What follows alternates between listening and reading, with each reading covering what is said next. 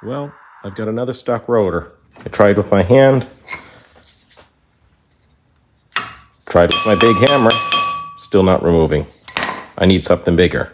Actually, I'm going to try something different. A new toy I bought.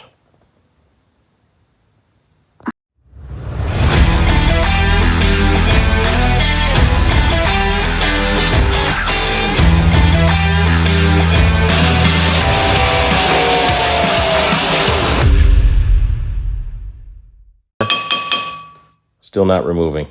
So I think this is the third video I've put on for popping rotors off a vehicle that are seized. Generally, yeah, a big hammer usually works.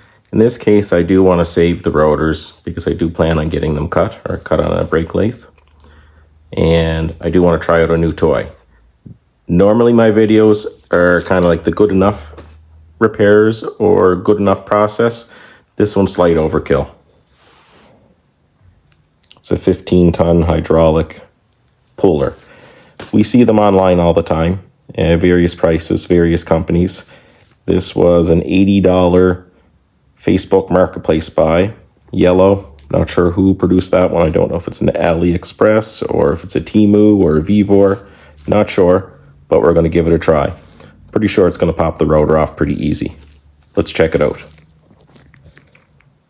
So my initial impression of this, it's big, it's heavy, it's awkward.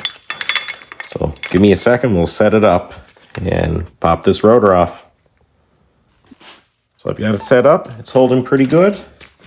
I don't think it's going to take a whole lot of jack pressure. Let's see what type of effort's needed.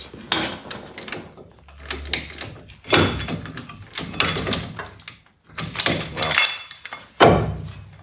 That was pretty easy, but in reality, this rotor really wasn't on that tight.